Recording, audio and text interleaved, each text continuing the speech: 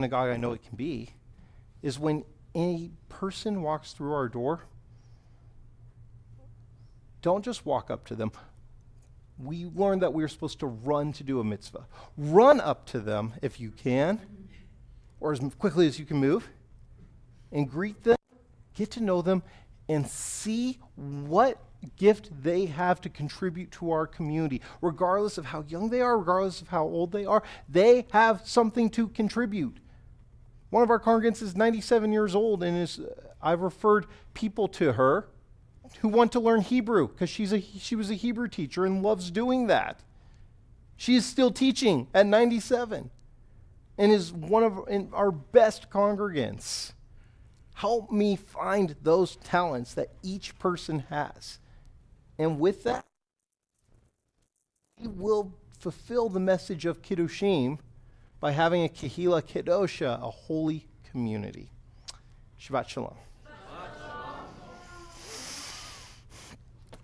I want to give a big thank you, to my dad for taking my kids. And thanks, Saba. And my wife is here. Sounds good. So, going, Mom. I want to thank our staff. I want to thank Stefan for keeping us safe, as always. I want to thank our staff who are here tonight, Lindsay, and who, in case you don't know Lindsay, she's new to our team as an office assistant. And also a big thank you to Lisa Kaufman, who is off tonight, but then we started having a leak in the kitchen and technical glitches, and Lisa came in. And I want to give a shout out to Danny Berman in case he's watching, because Danny's on vacation, and I had to call him and say, hey, Danny, the building fell apart. Sorry to bother you. So thank you to our staff who works extremely hard, who help us out.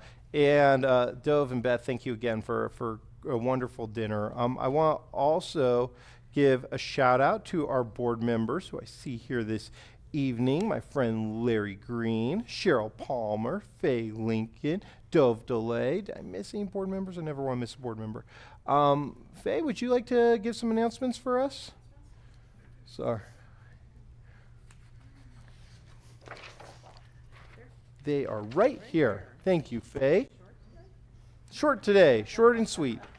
Shabbat Shalom. Shabbat Shalom. Thank you to Rabbi Spector and Cantor Davis for leading us this evening, and thank you to our board member, Dove DeLay, for cooking our delicious Shabbat. Thank you, Dove. Following the service, please stay as Rabbi Spector interviews Ann Asman about the aging brain. We're very lucky to have Ann here from the University of Utah. And join us tomorrow morning as Ripley Einhorn takes the bima as a B'nai Mitzvah. Some of our upcoming events include the Rosh Kodesh Women's Group End-of-Year Bash at Top Golf on May 13th, our Lag Omer Shabbat Potluck and Service on May 16th. Yes, that's before Shabbat services come. Enjoy some s'mores and barbecue with us. It'll be fun. Sounds great. Isaac Duran Rojas Bar Mitzvah service on May 17th, and the religious school's end-of-year celebration on May 18th. The annual tomato plant sale benefiting the religious school is now open. You can find more details about these events in your Shabbat announcements, and as always, we are grateful to our members, our volunteers, donors, and guests for your participation and support. Shabbat Shalom. Shabbat Shalom. Thank you so much, Faye. We appreciate you and your leadership. Shabbat Shalom. I like that. Enthusiasm. We are going to turn now to the counting of the Omer. Almost forgot. 570.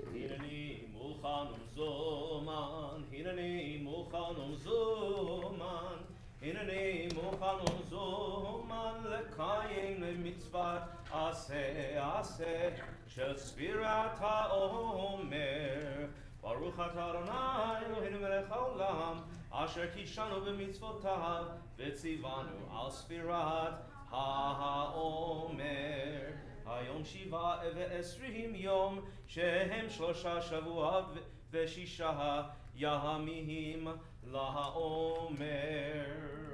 Thank you, Cantor. Today is the 27th day of the counting of the Omer, making 3 weeks and 6 days of the Omer. We are going to turn now to page 586, I believe, at the bottom, if that's correct. Yes. And I will invite you to rise in body or in spirit.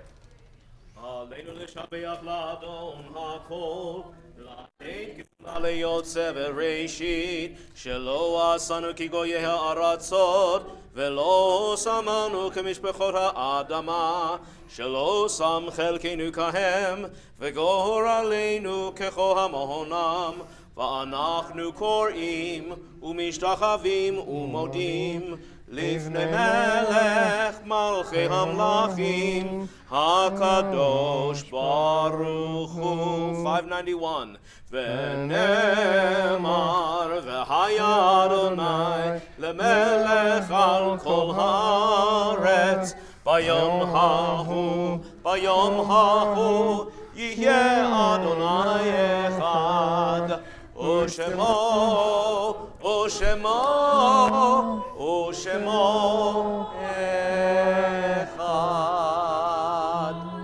You may be seated. At this time, we think of those whom death has recently taken from us, and those who've died in this season in years past, and those who we draw into our hearts with our own as we remember them. If you hear the name of a loved one, you're invited to rise upon hearing their name. In the period of Shloshim, the 30-day period of mourning, we remember Tom Olsner, father of David Olsner.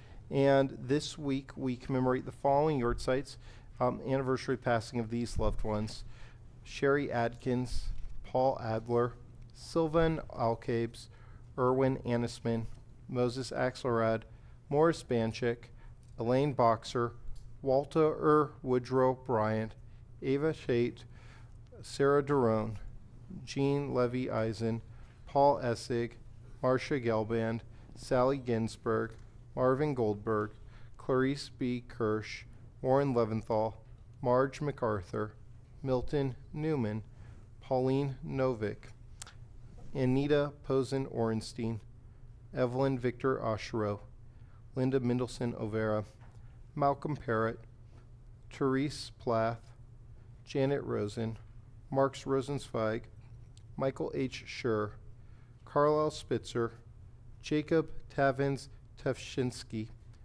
Major Jack Tannenbaum, Arthur Teutsch, and Bernard White. And if you have a name to add, I'll invite you to share when I look in your direction.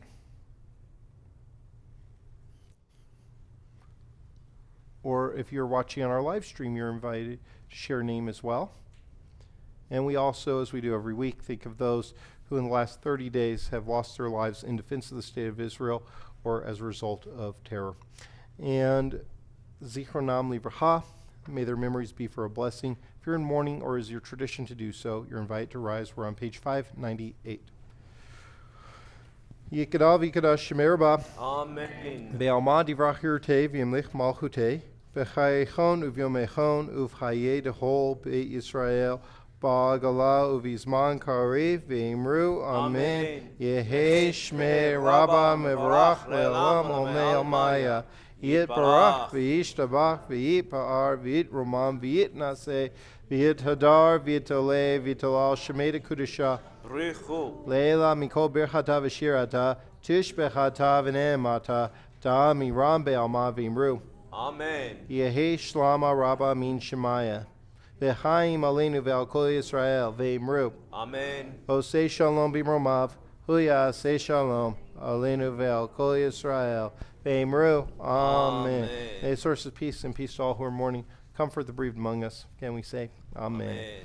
We are going to conclude with, what should we conclude with, Cantor? Let's conclude on page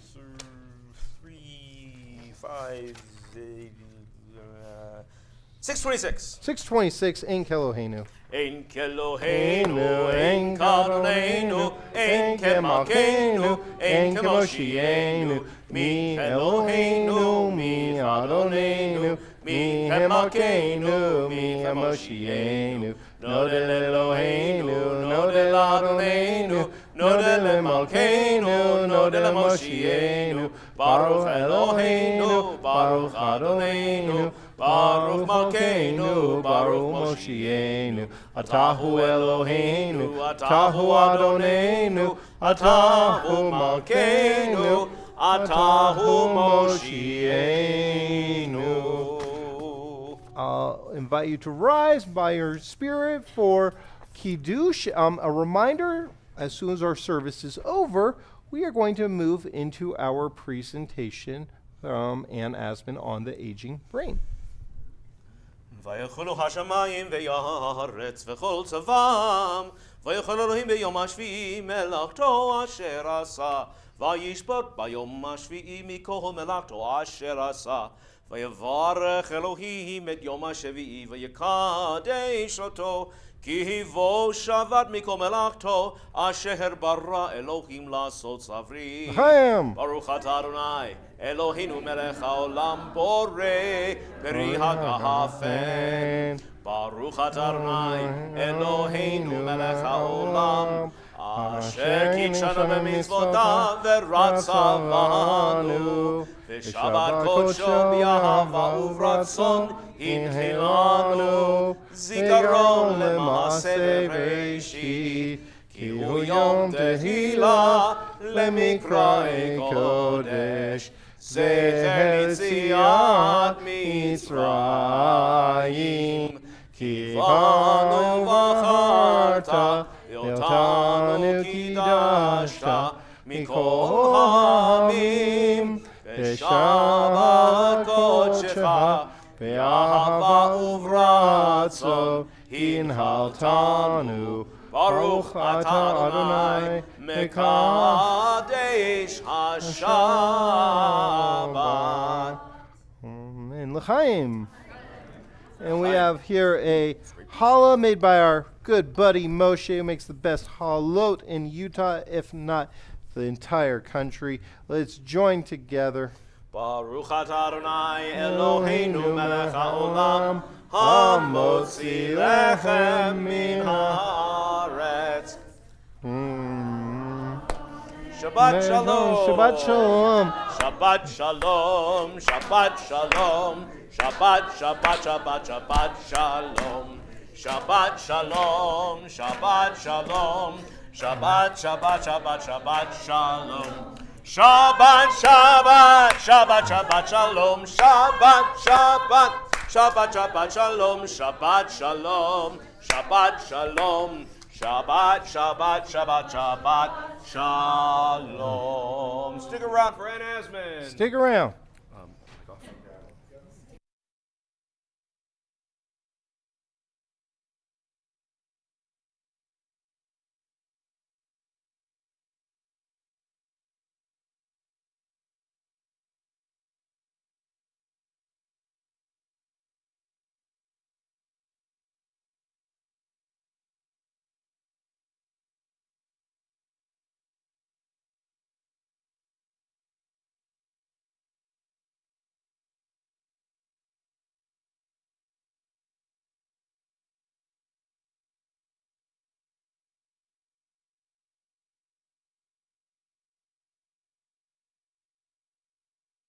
FaceTime. No, I have to. Hold on, give me 1 minute. 1 minute. Yeah, we're going to be in here, so stick around. And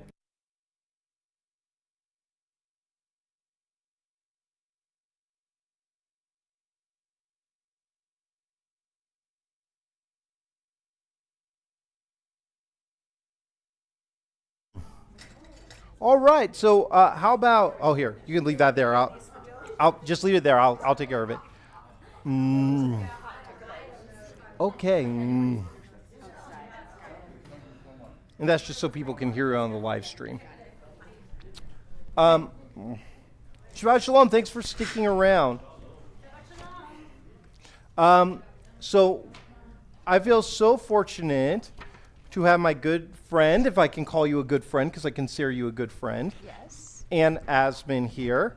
Ann is a past president of our synagogue, and Also, more than that, so I often appreciate her advice as a past president, but more than just that, she is a leading geriatrician here in the state of Utah, and incredibly well-respected one. I've been out and about in our community many times, speaking with folks about health and mental health, and they said, "Oh, isn't Ann Asman one of your congregants?" And so that's become one of my claims to fame is Rabbi to Ann Asman. Now, but also Ann has been a wonderful advisor to me when it comes to the issue of aging. She's a remarkable resource to have in our community because I've had folks who have called me before very distressed because they say, oh, my father has dementia and he refuses to go into a nursing home. How do I approach this? And I say, you call Ann Asman. That's how you approach this. And Ann has guided them beautifully. Or I've had situations where we've had congregants who say, leave messages, Rabbi, call me, and then I call them, have a half an hour conversation with them, and then the next day say, the rabbi never called me, and I call them again and have a half hour. And unfortunately, this is something that rabbis often deal with. I'm not unique in this, and I've had colleagues who've encountered the same situation. Ann has helped coach me through how to help congregants and how to be there pastorally for congregants who might be experiencing such things. And this is a presentation that I think is relevant for a lot of people in our community, whether they feel themselves getting a bit older or if they are like me and have aging parents. Hi, Dad. Good to see you. Right. And so this is something I've been looking forward to hearing a good bit. And so, Ann, I'm going to let you take it from here, and stay tuned for a future presentation when Ann's husband, David, teaches us about the Scotch brain, or the brain on Scotch, right, David? Yes. That's right. That's exactly right. And take it away. I'll be right back. I'm going to help my wife really fast. First of all, this month, May, is Older Americans Month, and it is also Mental Health Awareness Month. So I'm putting them together, and we're going to have older adults mental health awareness. I just want to ask people in the room, and a lot of you who are younger, I'm really, really glad that you are here, because there's a lot that younger people need to understand when, first of all, they're going to get older, and second of all, they're going to have family that's going to be older, your mother, your father, your grandparents. And a lot of times I talk to those people, and they really are completely, excuse the term, clueless. So education is good at any level. I also would like to just clarify one thing. I am not a geriatrician. I am a gerontologist. So I don't prescribe medications. I don't do any of that. I am more of a person who's involved and engaged in the social aspects of aging, although I have quite a bit of education in how the brain works. So first of all, my big question is, as you're all aging, wherever stage you're at, what's the thing that you're most fearful and would be the most anxious about? Just let me know. Just shout it.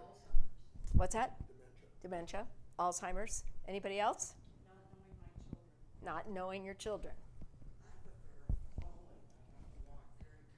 Yep. Mobility issues. Absolutely. So our brains change more than any other part of our life, of our body during our lifetimes. Both the brain and the body the changes in the brain and the body are inevitable. There's nothing we can do about it. But it's interesting that neither of them are uniform. They affect everyone differently. And aging is the most heterogeneous part of our lives that we will ever have. No two people age the same. Just like no two people really develop the same, but the milestones are the same. No matter if you're 6 here, or you're 6 in New York, or you're 6 in California, the milestones from the pediatricians are the same. That's not the case in aging. Everything is different. So when the brain begins to develop in the 3rd week of gestation, as long as it goes to older age, its complex structures, networks, pathways, and functions change by connecting and severing. And we're going to go through. I had to have a handout because I usually do this with PowerPoint, and I just can't do anything without visuals. Sorry. So as we age, we actually become smarter and sharper. We gain wisdom that comes only with life experience. However, the less desirable effects on the march of time can also be felt. We may recognize them, for example, losing a set of keys or glasses, that to-do that we never actually do, or a name, or something that's on the top of your mind but you can't remember. That's okay. The name that's on the tip of your tongue, don't worry about it. Guess what? All of that is normal aging. Normal. Weighing about 3 pounds, the human brain is a remarkable feat of engineering, containing billions of neurons, interconnected with trillions, think, the national debt, of synapses.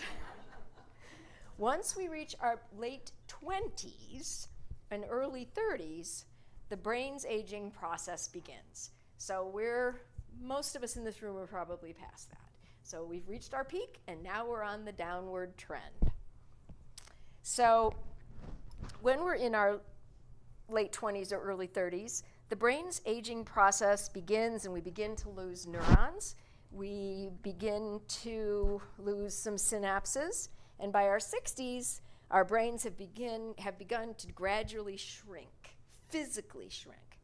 And that's been going on for decades, since you were in your early 30s.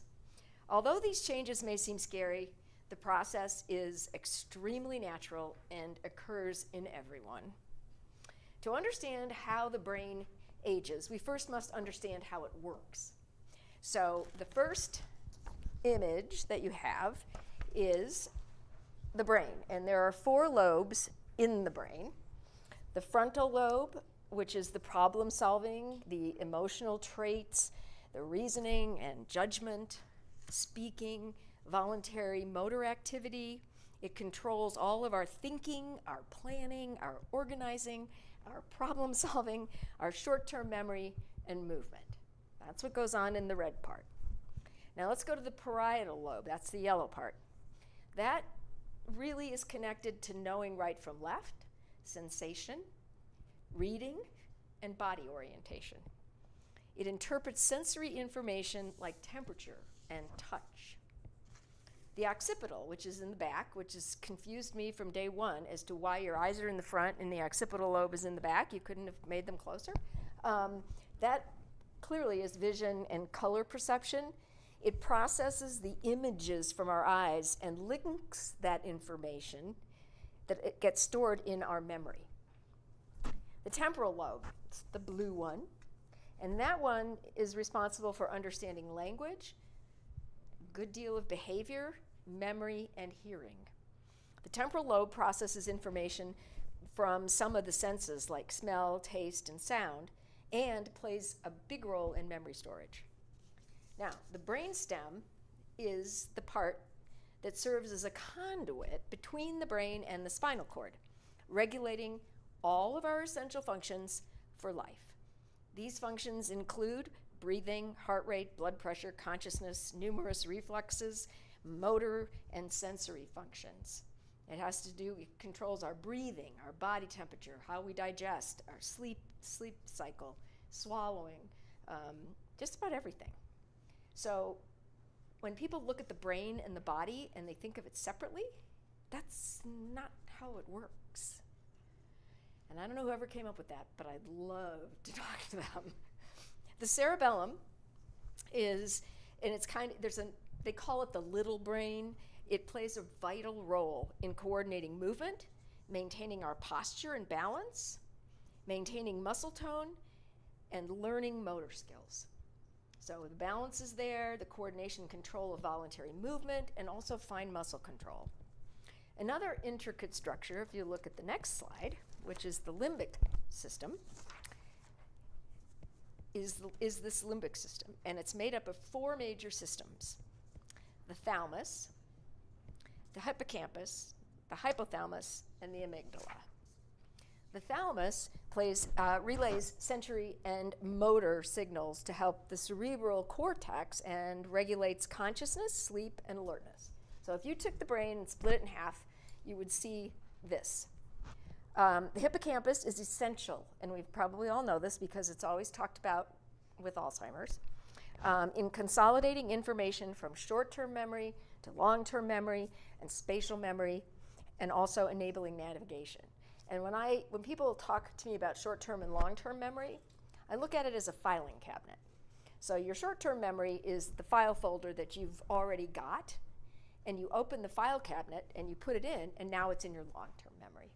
So if you want to take something out that you need right now, you're going to go to your long-term memory, file drawer will open, you'll take the file out, and you'll have the information. And we'll see where sometimes that doesn't work as well. The amygdala is responsible for detecting fear and other emotions and preparing for emergency events. So the amygdala is the fight or flight piece. Okay, that's right. Go. Oh, you need one of these. Yeah, I won't fall Does anybody else need one? Anybody? Sorry. No, here you go. Thanks. Did you get one? Yeah. Okay. Hold on, please. So the hypothalamus regulates specific metabolic processes. I'm sorry, I talked too fast. And other activities of the nervous system. It controls body temperature, hunger, thirst, fatigue, sleep, and circadian rhythms. But how do all these messages that we need to live by get from the brain to the body? That's what the neurons are for. So the next slide shows you a neuron. And neurons are absolutely fascinating. They are the fundamental units of the brain and the nervous system. Neurons receive and send information between the brain cells and throughout the body. They transmit electrical impulses and chemicals, which are primarily proteins that we have developed or we use in the brain. And each of us, believe it or not, has about 86 billion neurons in our brain. That's a lot. And what that does is, as you'll see soon, there's a lot of margin for error when you have that many neurons working. So if you look at the neurons, or the neuron, there are the dendrites, which receive the signals from the other neuron cells. And it kind of looks like your fingers. It's a network. And then inside, we have the cell body, which we learned about in 7th grade biology. And then we have the nucleus, which we also learned about in 7th grade biology. And the nucleus contains all of our genetic material. That's who we are. It has the chromosomes, it has the DNA, so that's kind of an important part. Then we have the axon, which is the blue part that's hanging down towards the bottom. And the axon conducts electrical impulses along the neuron cell. So it's kind of like a long tail, but to make sure it works properly, you have to have something to protect it. So we have myelin sheaths, and they help to insulate the axon to protect the neuron cell and speed up the transmission of the electrical impulses. Now, if anyone knows someone or has MS, you know that the myelin sheath has now been identified as the primary area that when it's damaged or it begins to disintegrate, that's when people are diagnosed with, my brain just went blank. Sorry, MS. So they're working very hard to be able to regenerate the myelin sheath. And then at the end, at the bottom, you have, it's not quite as robust as the dendrites, but we have the axon terminal. And that's where transmission of electrical and chemical signals from the neuron to the next neuron. So they kind of, you can see there are little places where they can combine. So if you look at the next slide, this is a synapse. And the synapses are the junctions in the brain where neurons communicate with one another. They serve as a bridge, enabling neurons to send and receive signals that are essential for our brain and our body functions, including thought, movement, memory. Synapses can be either electrical or chemical, which is usually proteins. But as you look at this image, you can see that there's those little receptacles on the one side, and then there are the part of the neuron that's filling up those receptors, and that space in there where they're coming down and falling into the receptor is called the synapse. There are neurotransmitter molecules that fill up with these little molecules, and I call them signals, and they fill up these receptacles. Now, if you notice, there aren't enough receptacles for all of those neurotransmitter molecules. So what happens to them? Okay, they either get reabsorbed up into the neuron, they can go and kind of go away, or they can actually connect to something else once they're out in the brain. So you can see there are definitely areas for error here, or problems. Just for fun, I love this slide, the synaptic density over time. So this is it visually shows you what happens. When you're a newborn, things are kind of getting into place. At a month, you've more than doubled the synapses. At 9 months, they're getting pretty heavy. By 2 years, between 2 and 3 years, they're at the highest density they will ever be in your life. And I'm sure there isn't one person in here who has looked at a little child and said, oh, they're such a little sponge. Well, they are, because the synapses in their brain are working at warp speed. But as we age over time, the brain weeds out the stuff that we don't need or that we don't want. And that's not to say that we don't learn new things, but it kind of keeps a balance, so it's not quite as dense as we get older. So we want to talk about normal aging brains.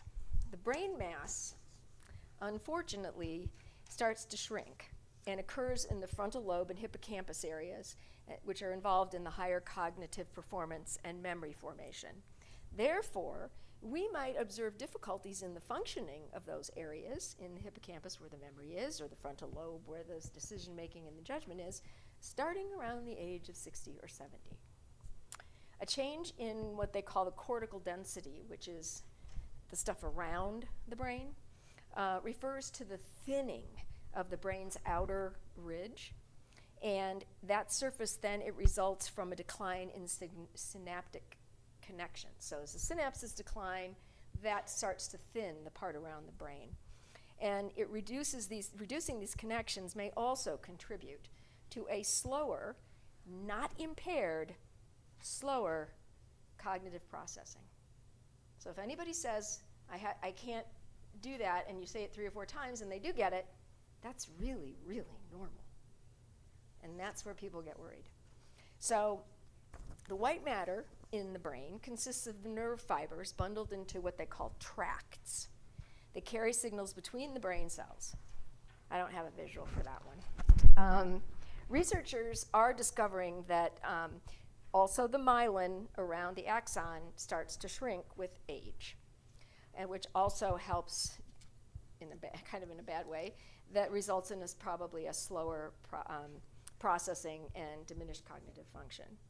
Research suggests that neurotransmitter systems in the brain generate fewer chemical messages as people age. So that means there's more electricity going on and less proteins coming out. This decrease in activity may also contribute to declining cognition, memory loss, and increased depression in adults. So look at the brain scans, and you don't have to, look at them too hard. But does anybody notice the differences or any differences?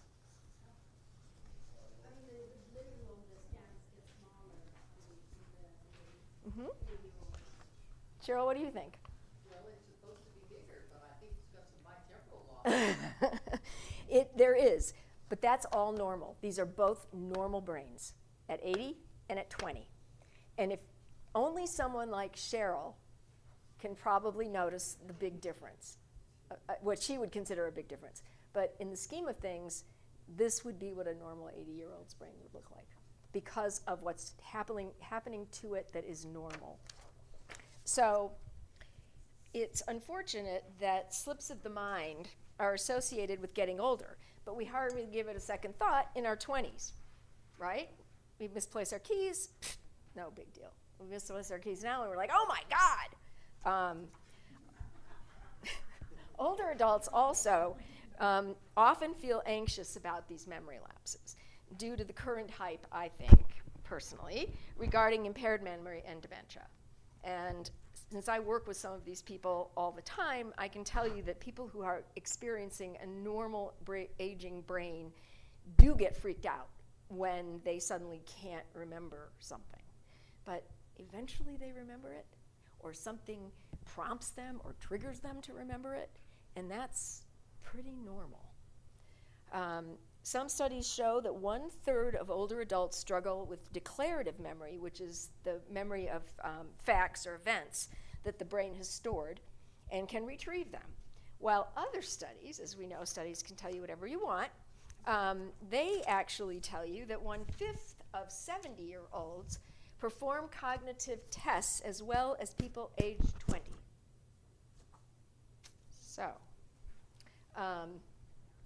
So everybody experiences these cognitive changes, and some signs may indicate more serious issues, especially if they develop over time. So let's look at the normal aging brain. So these are really typical age-related changes. Making a bad decision once in a while, and tell me none of us did that in our 20s. But we get freaked out about it when we're older. Making occasional errors, like when we're making a reference. Did we not do that in our 20s? Confusion about what day it is, but figuring it out later, especially when your work week starts on a Tuesday. You know, it's like, oh no, this is Monday. No, it's Tuesday. Occasionally having trouble finding the right word, as I just demonstrated, but it comes to you. Forgetting a name, but remembering it later.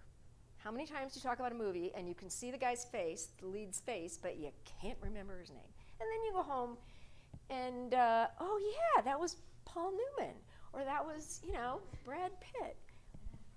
No biggie.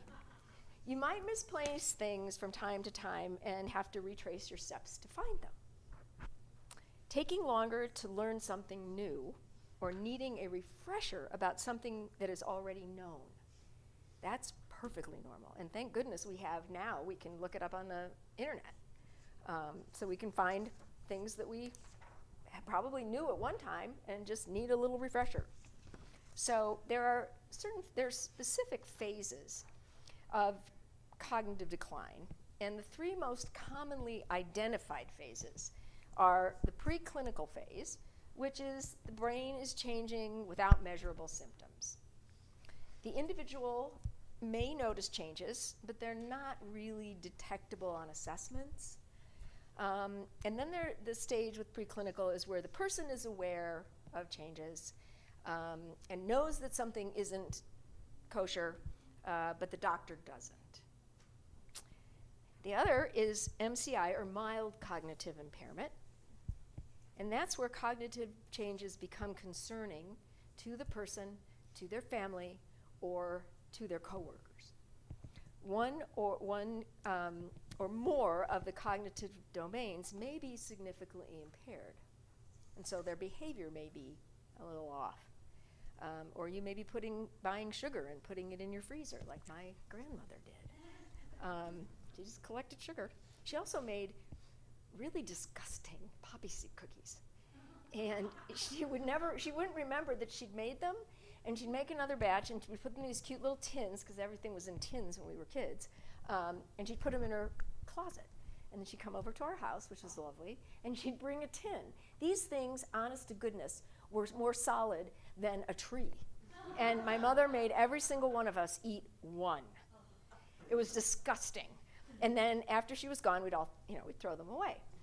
Thank God we never did get sick, though, which was kind of interesting. And then there's the third phase, which is dementia. And this is cognitive impairment that is severe enough to interfere with daily living. And this is something that I think is important to know the differences. So when we look at, I just want to make sure I got the right slides. Okay, I do. So when we look at dementia, and everybody says, well, Alzheimer's is dementia, Alzheimer's is dementia, that's dementia. Well, in a way that's true, but in a way it's not true. Alzheimer's is a form of dementia.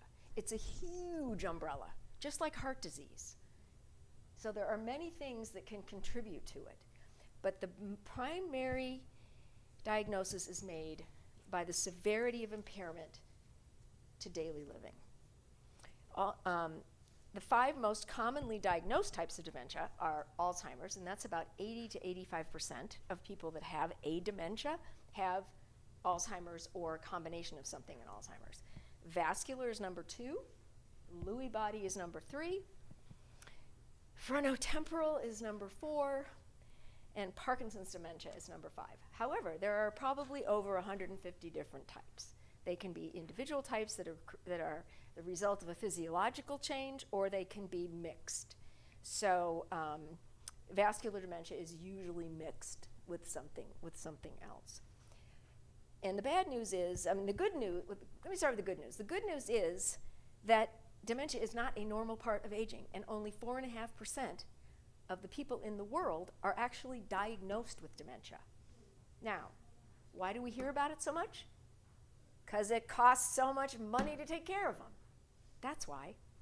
And people ask me, well, how come there's so many more people now?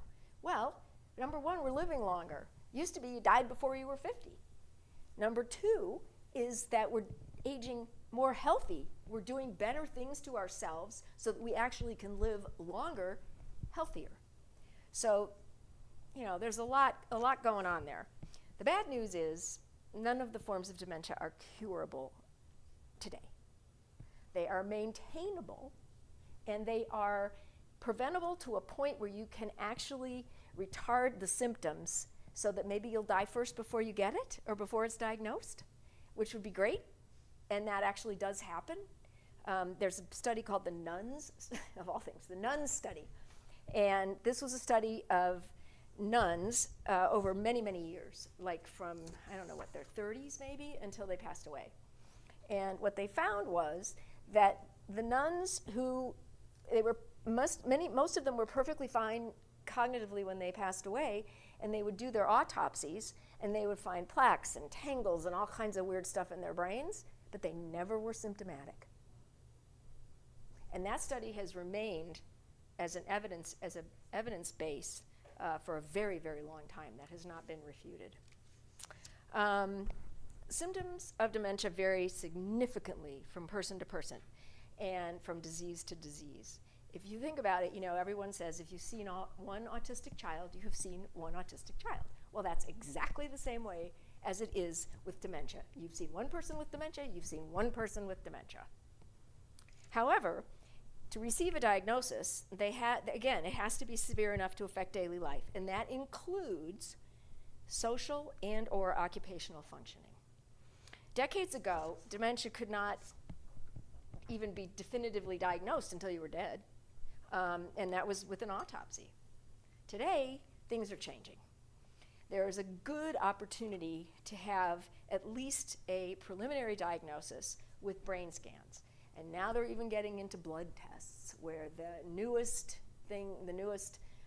tool that's coming out is a blood test, and you can actually take it in your 40s, and it will give you your predisposition based on the plaques and tangles that are in your brain for Alzheimer's. They haven't gone any further than Alzheimer's right now, but I think eventually they will. So, let's look at the comparison. So what's normal and what's not as we age? Normal, gradual loss in vision, hearing, touch, smell, and taste. Dementia, gradual loss in vision, hearing, touch, smell, and taste. Normal, mild forgetfulness. We need sometimes reminders. That's why we have sticky notes. That's why we have our phones. And we may have delayed recall. Dementia, it's a progressive memory loss and an inability to use reminders and or poor recall and or forgetting an entire experience and maybe not remembering names of family members. Normal aging, you're able to follow written or spoken directions. In dementia, it's a gradual, these are really important words, gradual loss of thinking skills, and gradual loss of the ability to make decisions, and a gradual loss of not having the capability of thinking in the abstract.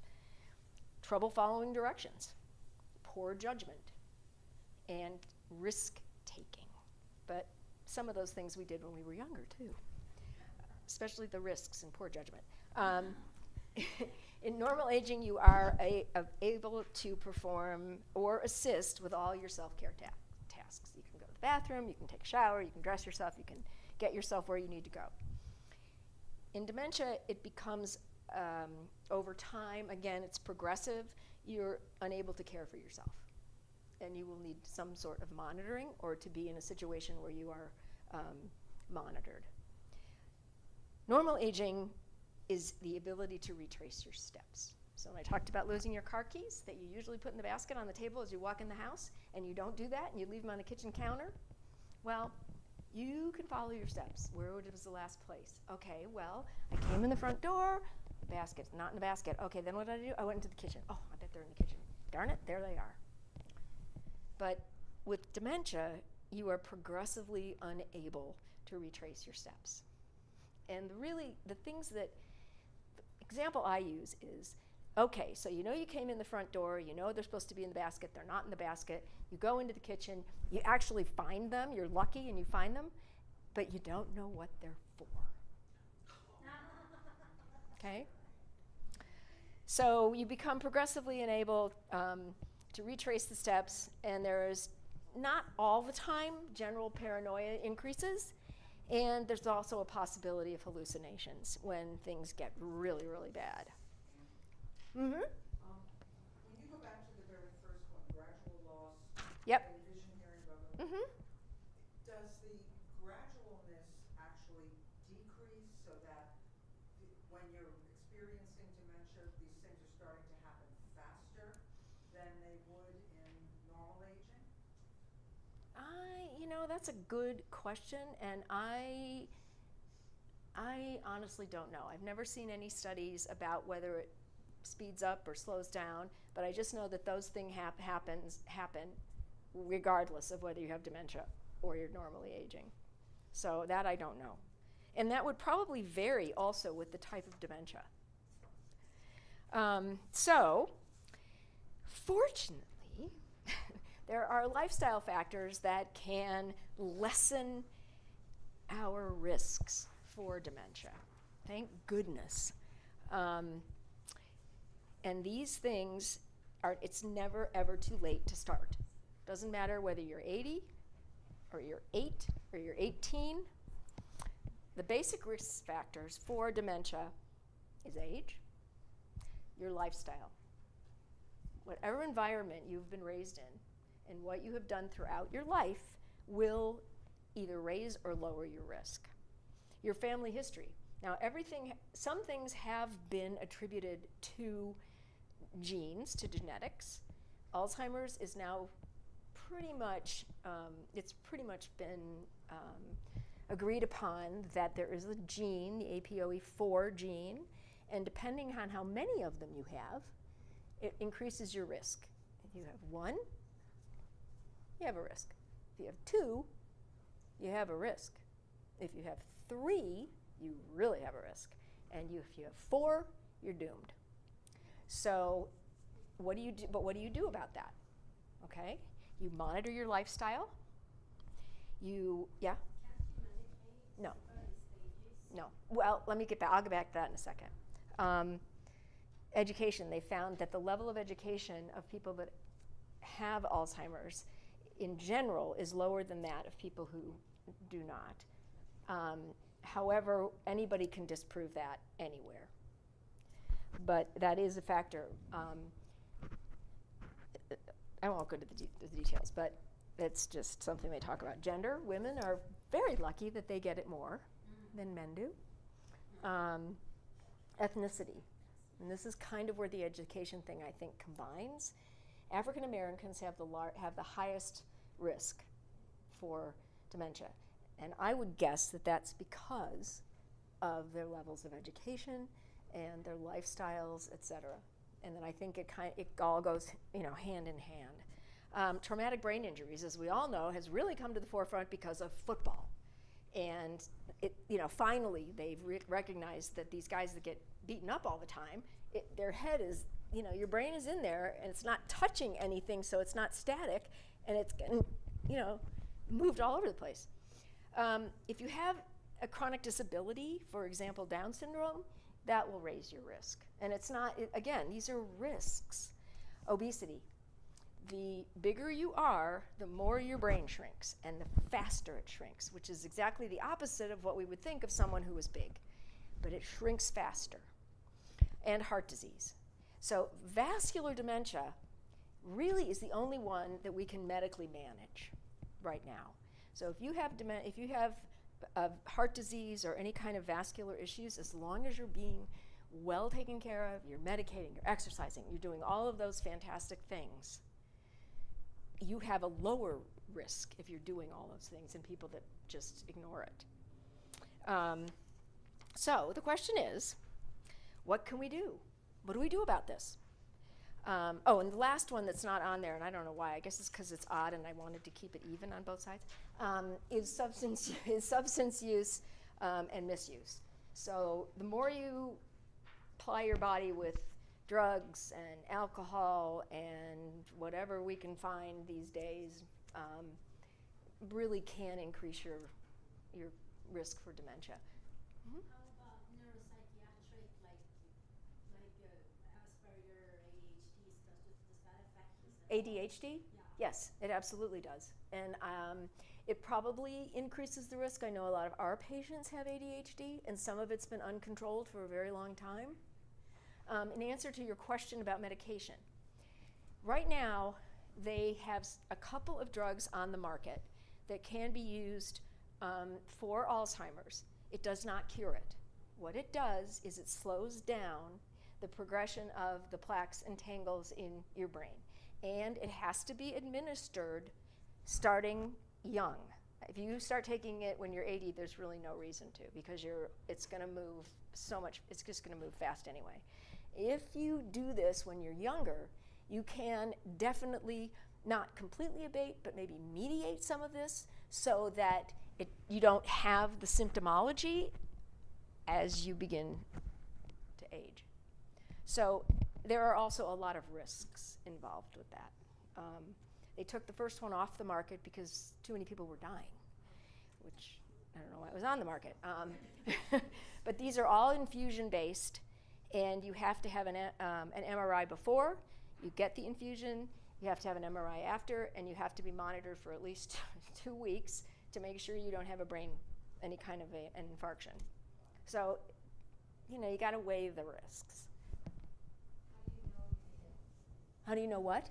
That you need your medication? The medication would be, depending on your age and the stage, would be recommended by your doctor. And primary care doctors are prescribing this. So if they're noticing, or you're noticing, you're going to them and saying, I think I'm having. Well, it's a whole process, but they're not going to give you that drug until you've done a lot of things beforehand. What they are able to do in some cases is to manage behaviors, and this is what happens a lot in nursing homes.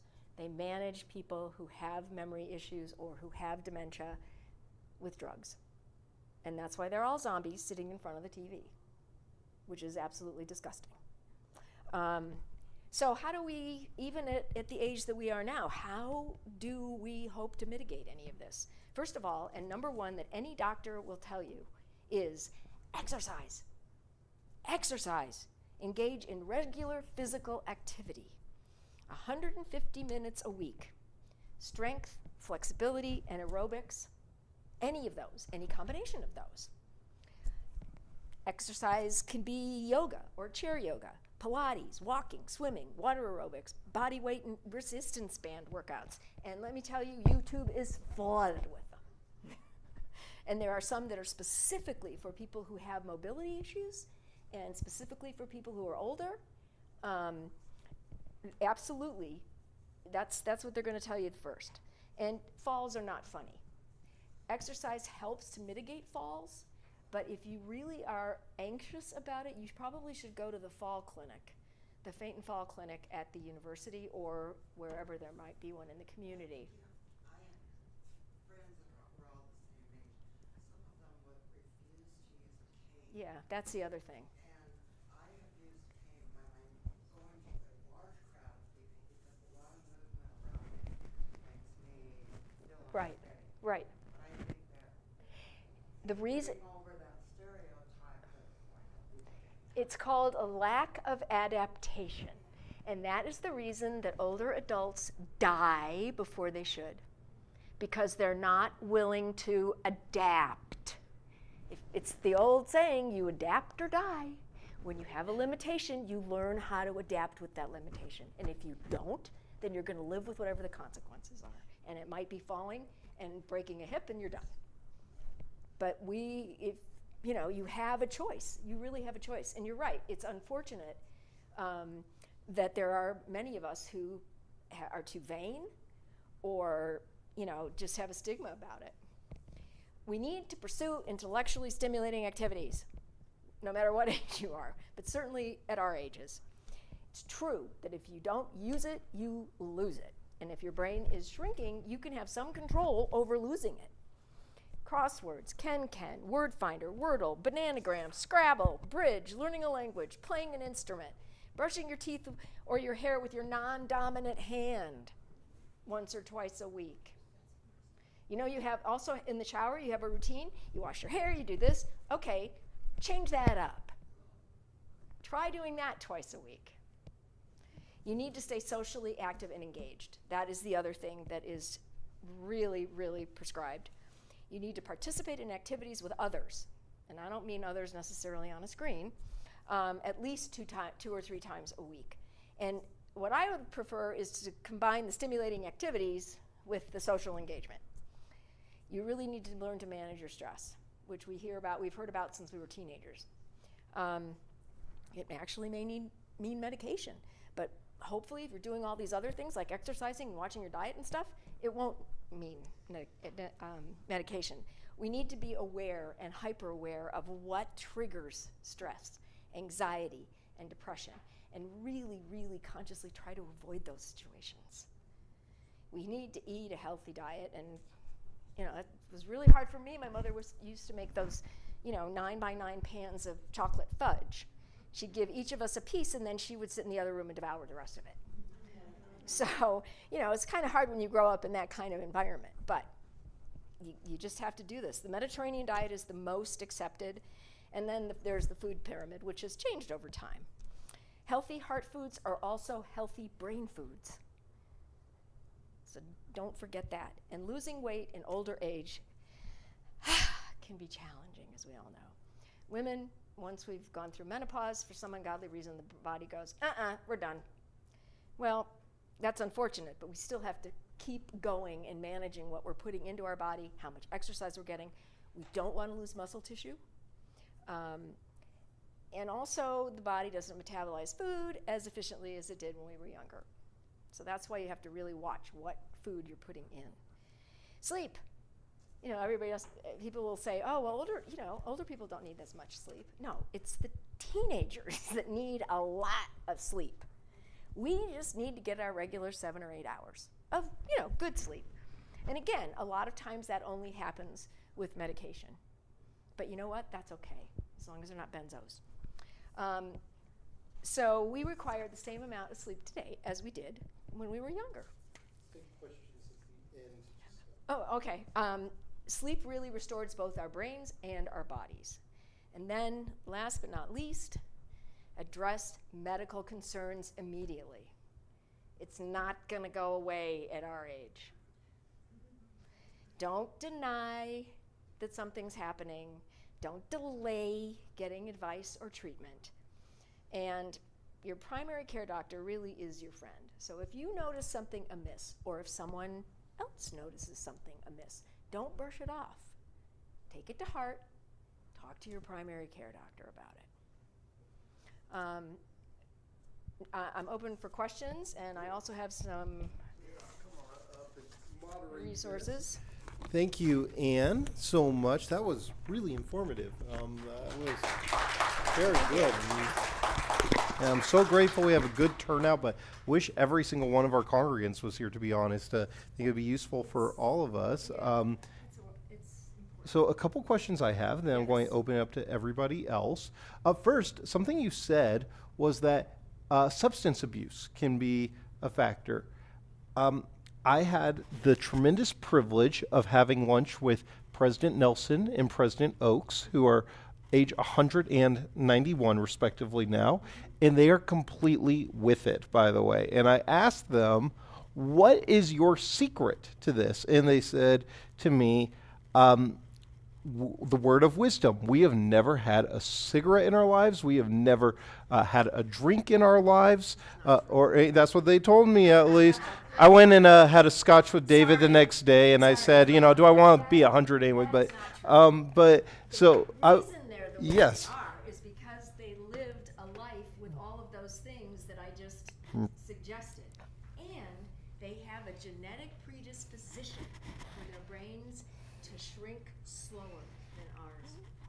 There you go. So, Okay. but I was going to ask, does Utah, because you have in the LDS Church a lot of emphasis on staying in shape and a lot of emphasis on not drinking alcohol or smoking or anything like that, do we see less dementia in Utah than elsewhere? Not No. capital. Okay, that was one question I had. One. We do have a higher suicide rate of males, white males, 85 and older, than most of the rest of the Wow. country. Do you know the reason for that, or? Well, when you're 85, you'll figure it out. Okay. No, I'm just kidding. There's a lot that goes into that. First of all, women live longer than men. So when men lose a spouse, there's a depressive, I guess you would call it a depressive cycle that's into play. And There you go. and where do you put a man? Where do you put someone without a wife that's 85? Right. My second question, then I want to open it up to folks, is, and this is a conversation you and I have had before about some of our congregants, and I've seen it in my personal life some too, of somebody gets diagnosed with Alzheimer's, dementia, and their spouse or their children say, well, I can't put my mom in a nursing home. That would be cruel. That would be terrible to do that. And then the situation becomes unmanageable. And often, I don't know this for sure, but I assume it's worse on the family members than it is the person who actually has the condition. And so if a person is diagnosed with dementia, early stages of dementia, or somebody's parent is diagnosed with early stages of dementia, should they have a conversation, or at what point should they say, once I reach this level, take away my keys, or once I reach this level, find a memory care facility for me? What should that conversation look like, even though that is incredibly painful to think about? The minute they're diagnosed, do not wait.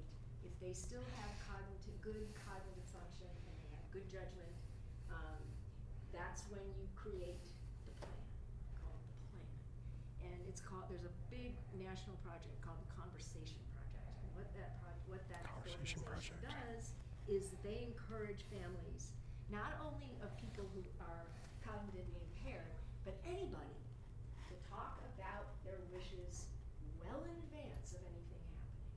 Because we are a society of putting out fires instead of looking ahead to what might become a fire, that we want to have control about how it's put out. So, but let me ask you, because I visit, I'm at nursing homes and assisted living centers, and I'm a fairly independent person, and I look at those and go, oh my gosh, never put me in one of those. And so, and I think that's many people's thought. So if your loved one or you get diagnosed with this condition, and you tell your loved one, under no condition, put me in a place like that, I refuse to go to a place like that, what do we do? Well, there's a lot of things to do. Depends on how much money you have. If you have a lot of money, you get somebody to come in and live with the person, or you sacrifice your life, so to speak, and take care of that person until they pass away. And sometimes that can be over 20 years. So that decision, again, has to be made when the individual that's diagnosed is competent enough to talk about it and talk to you, to the children, and understand what their wishes are. Now, if they don't care, that's a whole different ballgame. But what will happen if you don't is there will be a time when that person is completely incoherent. Right. Okay? And then you will probably have to get emergency guardianship. Right. And then it will be on your shoulders. So my feeling about not doing these things in advance is that it's horribly selfish. And I saw a situation of a woman who was diagnosed with Alzheimer's, and unfortunately, well, she told her husband, under no conditions put me in a nursing home. He abided by those wishes. He was in his late 80s and trying to care for her. He wasn't able to, and she was often sitting in her own excrement or something like that, and she wasn't aware of what was going on. And his children were begging her, him please, and he said, "No, I promised her," and Well, I it was think the tough. perfect example of Yeah. all of this is Gene Hackman. He is a quintessential example of what happens. Yeah. And it's really unfortunate. And his tragic. wife was relatively healthy. But there was no contingency. No one said, well, what if something happens to her? What are you going to do? Or what do you want? None of that was ever discussed. I am a huge advocate of looking forward and making those decisions before they have to be made by somebody else. And that somebody may not be a family member. That somebody may be a judge. So it's really important at any age. Number one, determine whether or not you want to be a body donor. Body donor. So if you want to donate your organs and you're young now and you can make that decision, get it on your damn driver's license. And as you get older, you have to decide what, with your children or with your, your community of friends, if you don't have children, what you want to do or what you want them to do to help you. My personal feeling is that I wouldn't be going to a nursing home for all the money in the world. Just move me to Oregon and give me a shot. I know too much about that other side. My husband Sure. had microvascular strokes and had dementia from that. And at some point, he was home for a year and a half or so, and at some point, he would fall all the time. And even two people, he was so muscular, they couldn't even lift him up. And the best place for him was a memory care unit, and. I didn't say it wasn't the best. I didn't say it wasn't the best place. It's And not only that, but issues. because of his dementia, he would actually go into psychotic breaks every 6 months because he would become tolerant to his medications, and they would have to we'd have to switch the medications. And we'd have to do this every 6 months. We did this for about 2.5 years, and finally nothing worked. And then, believe it or not, we decided to use CBD oil. With no antipsychotics, nothing in it, just plain CBD oil. For the first time in 2.5 years, my husband spoke. Wow. He became more mobile. I mean, it was absolutely the most amazing thing. Yeah. So, and that is happening more. That's happening Yeah. more and more, and the research So- is showing the positive effects. But so it's got to be I'm a medically firm managed. advocate of keeping people at home Until you until can't. it's no longer even feasible. Right. And I Sure. understand that. So I think what a good point here, and this kind of just highlights this exactly, is what Ann said about how when you've seen one person with dementia, you've seen one person with dementia, and there's no probably cookie cutter solution. And so that's why having those conversations is so important of, do I want home care? Do I want to go into a memory care facility? Or, as Ann mentioned, there are options of euthanasia in certain, not here in Utah, but in other places. And so those are different conversations to have. Bruce, did you have your hand up? We got about 5 or 10 minutes of Can I just add questions. one thing? I just want to wrap it up. Oh, sure. In terms of private home care, can easily cost you $200,000 a year. So, so when you think just having somebody stay overnight with your loved ones so you can get some sleep, $40 an hour times 8. So $320 So just when you thought people say they want to go home, then stay home, that's great. And when you've got, like you said, an 80-year-old caregiver, that's a factor. And the other thing is when somebody has dementia, Alzheimer's, they still can be having a good life, and you can still have a good relationship, a beautiful relationship with that person That's right. until the very end. That's Hmm. correct. But you have to understand, you really have to understand that that person still has emotions. They still have a lot of feelings. Your quality of life is not their quality of life. And unless you can see it through their eyes, you're gonna be limited. Okay, let's go Dad and then Nancy and Maria. Go ahead.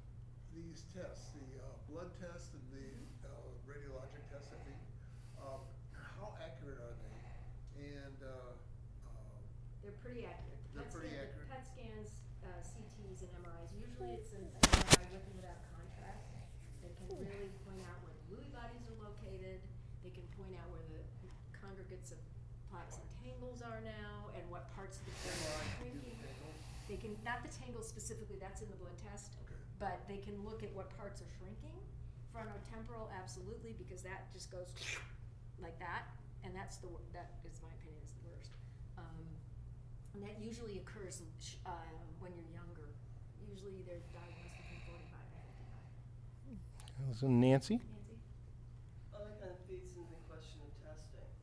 Because you mentioned there's like, if you have this marker, but if you have this, and then 4, you're done. When, if you think it could be genetic, if you have Alzheimer's in your family. in your family, my mother passed away from Alzheimer's, and her aunt did, and so on. Back then, there was no testing. Right. So what is this test about? It's a genetic test, and you And can ask for it. And I'm always the forward thinking, you know, both our parents are passed away, but their sideways gift is for us to prepare.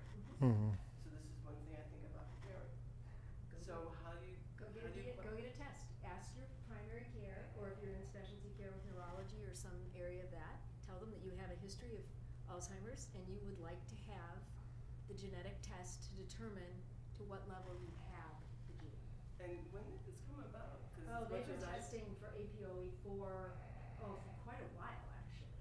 It's been years, isn't it? I mean, Cheryl? like 5 years, 10 years. Yeah, but they don't really promote it, because what happens is people get so anxious, they ultimately have the symptoms, but don't. It's just recently It's being just- promoted. What's that? It's just recently being promoted. Is it being promoted now? But I know they've had it for a long As time. much as I've been watching this. But primary care docs, I have to be honest with you, they sometimes just plain don't know. Hmm. Geriatricians, internists that have seen mostly geriatric patients. I understand there's 2 kinds of Alzheimer's. There's at a younger age, Hmm. but then there's just old age. But it's not. Well, it's not- Pathologically, it's all the same. Right, It exactly. is all the Thank same. you, Cheryl. All right, I'm All sorry. right, let's go Maria, So and then Julia gets last question. when you talk about the sleep situation, now, and you mentioned no bends, which I absolutely 100% agree with, like that's bad, that's all bad. But now they're starting to talk about Benadryl-like sleeping aids also causing dementia. So what's your opinion on that? I don't know enough to answer that, to be honest with you. And you know what? They've linked gum disease to dementia. I mean, honestly, you could probably link an infected toenail to dementia. So you have to take it all with a grain of salt and wait for these things to be really be evidence-based. Mm-hmm. And Julia, you get the last question. Thank you. Two things. I am a caregiver, and I work with young people, 35 years old, and they have, actually, in spite that they have mental illnesses, you can see that they have some skills, which if they could get a purpose or a reason in their life. For example, music, for example, animals. But actually, when they are their family, they don't realize what they are looking for. So it's very helpful if their families knows their skills and give them a purpose. And another thing is Quinoa? It's very, very, and kiwicha, which is amaranthus, both of them are great foods for brain. And I've actually, seen no you can evidence. find here in Winco. Okay, I've never seen written evidence or studies that say that quinoa is good for the brain, but maybe it is. It's good for the heart. It's good for the Well, heart. you say it was good for heart, it's good for the brain. I All was right. just wondering if a high protein diet is helpful or more, it's Helpful, more nutrient. whatever makes you feel good is the way I look at it.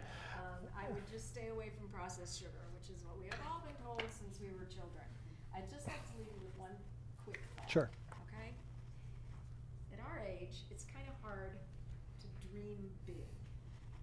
But if there were ever a time to dare, because with an idea to make a difference, to embark on something worth doing, it's now. Not for any grand cause necessarily, but for something that tugs at your heart. Something that is worth your aspiration. Something that is your dream. You owe it to yourself to make the days count. Have fun, dig deep, stretch, dream big. Know though, that things worth doing seldom come easy. There will be times when you want to turn around and pack it up and call it quits. Those times tell you that you're pushing yourself and that you are not afraid to learn by trying. Persist. Determination and the right tools, you can do great things. Let your instincts and your intellect and let your heart guide you. Trust. Believe in the incredible power of the human mind. Of doing something that makes a difference. Of working hard, of laughing and hoping and lasting friends. All of these things will cross your path.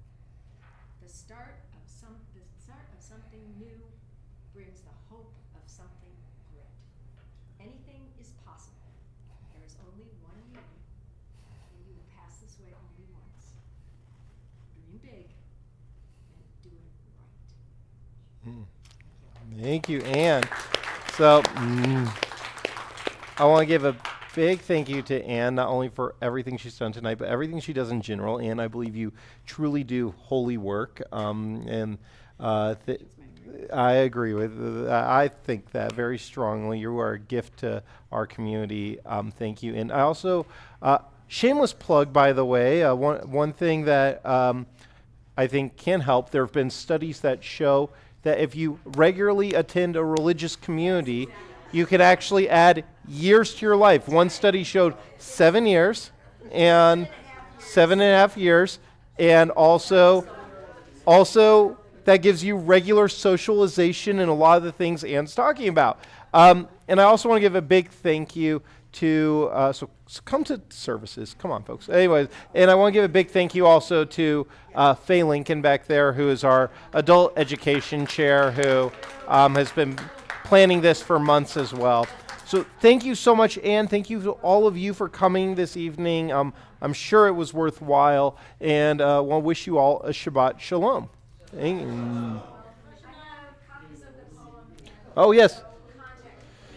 And thank you for putting this beautiful presentation together, especially because we don't allow PowerPoint on Shabbat here, for printing those for us. That was wonderful. Thank you, Anne.